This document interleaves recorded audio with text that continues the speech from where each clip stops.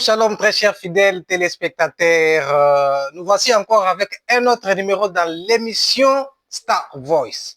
Star Voice, une émission dans laquelle vous et moi faisons la découverte des grâces, des talents, des savoir-faire, d'intelligence, des connaissances et pourquoi pas des sagesses. Je pense que vous êtes déjà nombreux devant vos postes téléviseurs, vous qui nous suivez de partout, dans toutes les communes qui composent la ville-province de Kinshasa et pourquoi pas sur toute l'étendue de la République démocratique du Congo.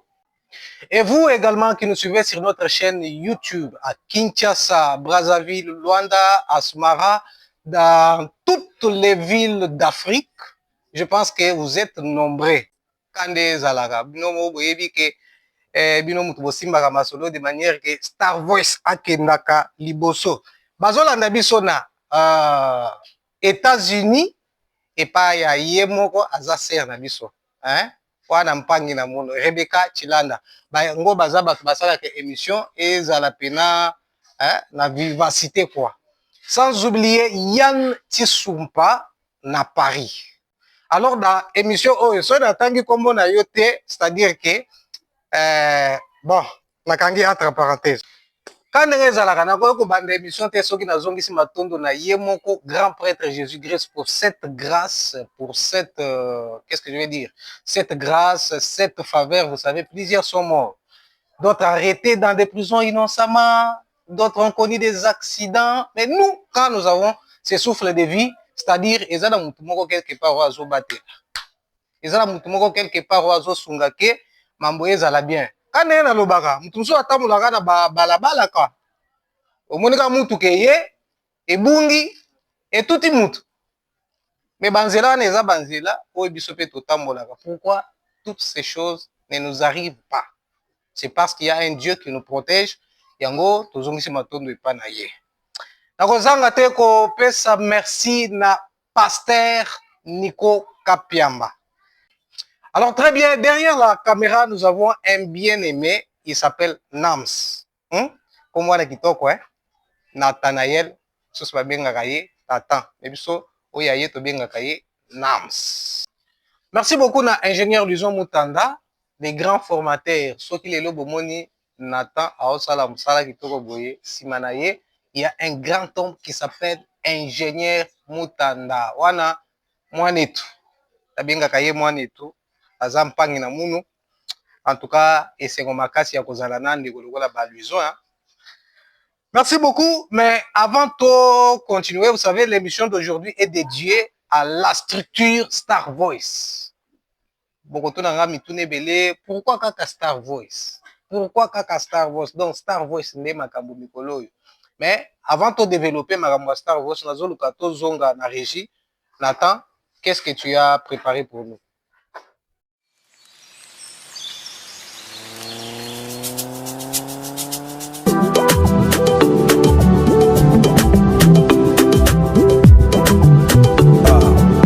Right man.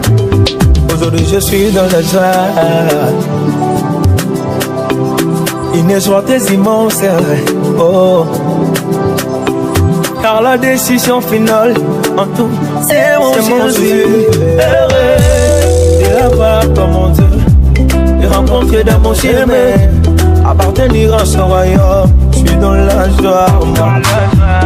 Jésus crée ma confidence. Il est la force finale.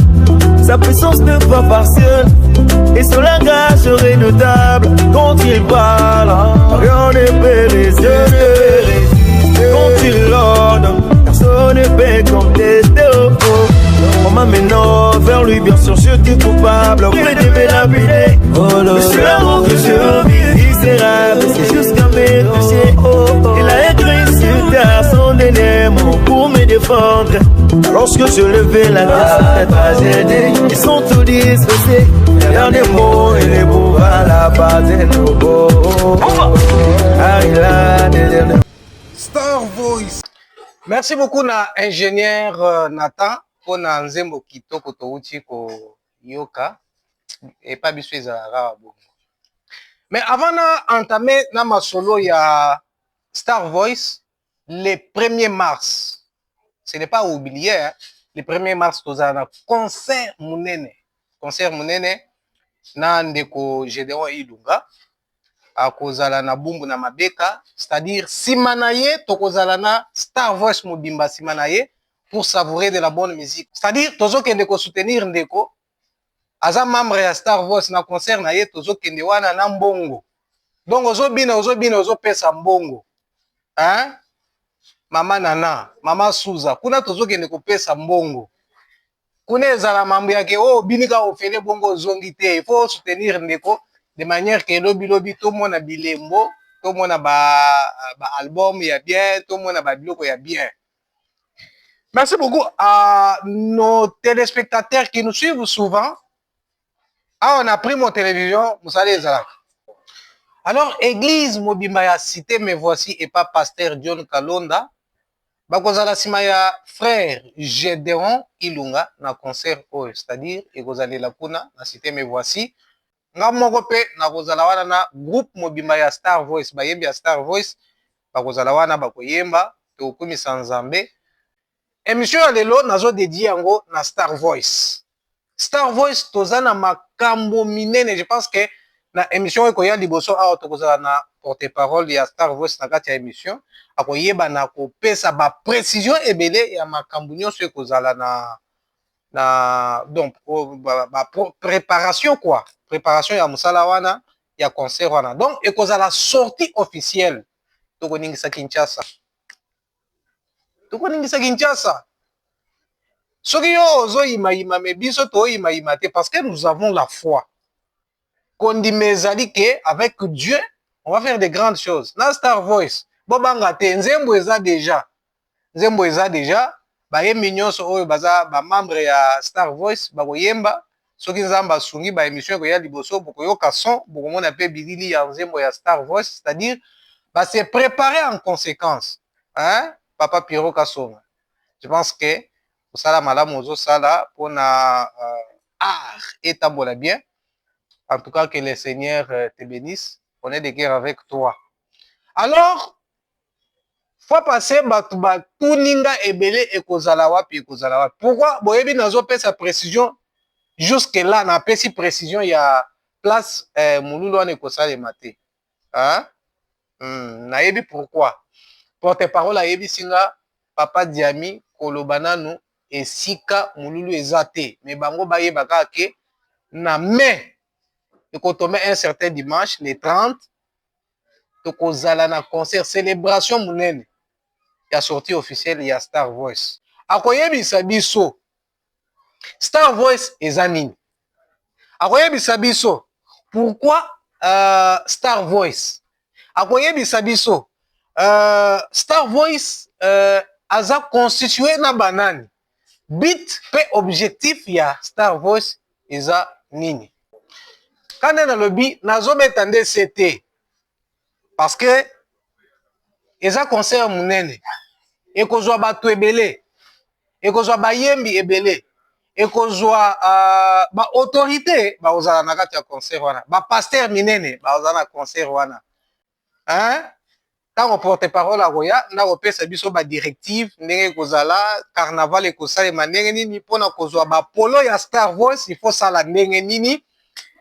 Mais nazoluka bo like, hein? Bino mutu bozolanda biso na chaîne na biso ya YouTube bo like. Numéro eza affiché wana. Okokomela biso. Toza pe posa ya ba commentaire na biso, ya bino plutôt, et ça la biso bien. Hein?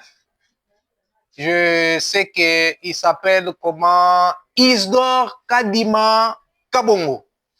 Hein? Na ministère ya transport. Hein? Ebike na concert wana ndeza ozanga te yo muto lingaka musique makasi et surtout oya nzambe okozanga te na concert wana.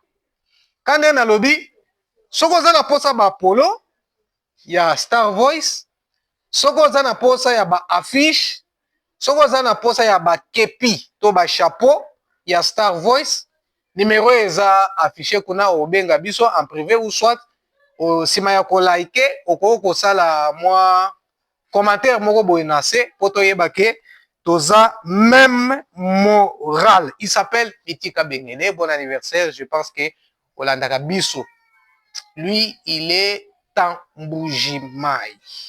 aza na Mbujimai aolanda biso na Lubumbashi baolanda biso epa Gédéon Tumba papa Feli aolanda biso. Merci beaucoup. Nazoluka bolanda nini spot oya Star Voice. Nalinga so nazosala émission boye moko na lancé spot ya Star Voice, comme ça on se retrouve après. Ingénieur Nathan. Star Voice, une émission de Primo Télévision, une émission dans laquelle nous faisons la découverte des talents, des savoir-faire, des grâces, d'intelligence, de sagesse et pourquoi pas des connaissances. Star Voice, une émission présentée par Papa Diami Kabongo, le grand maestro, l'homme de Jésus sentinelle. Voulez-vous l'actualité sur la musique chrétienne? Oui. Suivez Star Voice sur Primo Télévision et abonnez-vous massivement sur notre chaîne YouTube Diami Kabongo Télévision RDC. Star Voice, une émission chrétienne. Star Voice, une émission des enfants de Dieu.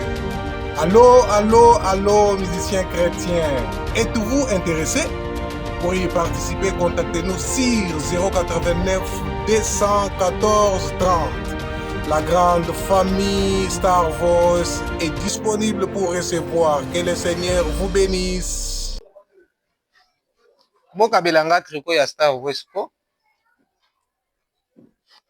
Bokabelanga ngote. Et ça la paie bien soki nazana oyanga tricot to la poste ya Star Voice. Elle s'appelle Mama Deborah Kapinga. Hein? Grand prêtre mère. Donc ça qu'on a yo nga na concert wana na oluko ya na sac kande ezalaka oye na sac soki basengi opesi mais loketo hein o comprendre nde nalobi loketo o comprendre bao bayoki eloko nalobi oyo te okointerprete na ndenge na yo me nalobi mabini efo ezala kuna tokobinela nzambe à part mama koyemba tokobina susu. Elle s'appelle Shekina Mujinga. Je pense que tu vas encore me poser des questions. C'est quoi ana olinga olobanini olinga olobanini te. Oza membre ya Star Voice te mais oza téléspectateur ya Star Voice. Alors il faut oser. Il faut oser ça la biso bien. Tout ça na ba membre ya Star Voice baza na Kinshasa te, baza musika. Il s'appelle le chroniqueur de la musique chrétienne Wabatetu. Asalaka émission na Kasai Oriental na Sanga FM. Bauto célébrer je ne sais pas 10 ans.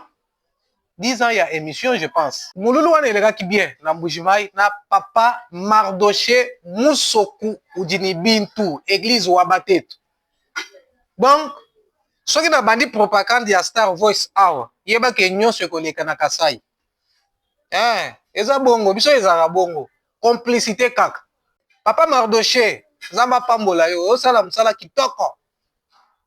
Osala musala kitoko, je pense que soki Nzamba sungi ata na 2026 na suka tokotinda délégation ya Star Voice na Mbujimai. Parce que concert munene ekozala pe na Mbujimai. Ekozala Star Voice na Mbujimai toko célébrer pe Nzambe. Mais avant wana, nayebi ke masolo nyonso ekozala na maboko na yo pona musala o ya Mbujimai.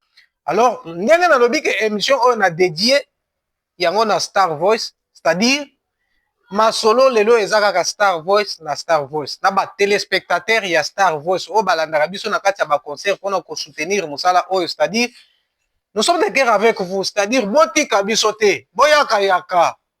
Nazobeta susu sete na papa Isdor Kadima Kabongo. Mon vieux, zala yo moko yebi to banda lelo te. Touta musika. Prince Kabuya na plateau de Bateke. Maestro. Nayebi ke avant émission ici là bako lancer biso nini concert plutôt au salaki na plateau de Bateke, j'ai apprécié. Alors, epé sanga force ya kotala ke ezana ba petit moko bazo comprendre idéologie. Eza bien. En tout cas, soki o tindelinga musala na pesa kio et ça la paie bien. Mais sinon, j'ai apprécié concert et les gars qui bien. soki ozomona mwana moke aosala makambo mikolo baosala soit mwana moke aosala makambo mosusu mikolo baoko kosala te, faut koencourage moto abongo. En tout cas okotaki bien na drapeau ya RDC, donc epesi bien nayebi ke avant tosisa émission oyo bakobalance extrait ya concert wana na plateau de bateke. Ntango bato bazokima kuna balobi o bamobondo baboye nzoka kuna mpe ndule ebetama nango. En tout cas que le Seigneur te bénisse pour na courage oyo epesamela bato nyonso te. Alors na Star Voice tokoluka délégation oyo kouta na plateau de bateke ozokita boye bandako ya na nini ndako ya pembe mboka ya Dumi, bato ya Bita, pasteur Tibasu David, je pense que délégation ya bato ya Bita il faut y a. Tokiti na Menkao, il s'appelle les prophètes tout va bien, Paulin Tibang. Wana mutu na nzambe, mutu na nguya. C'est-à-dire bato bakenda déjà Menkao bayebi ke so komika na centre ya Menkao. Temple ya munene koleka ba temple nyonso. Nde place to kenda. Je pense que tozo kende malembe na suka ya émission mais nazo zela papa Nathan al balancer biso extrait ya Prince Kabuya na plateau de Bateke. On se retrouve juste après.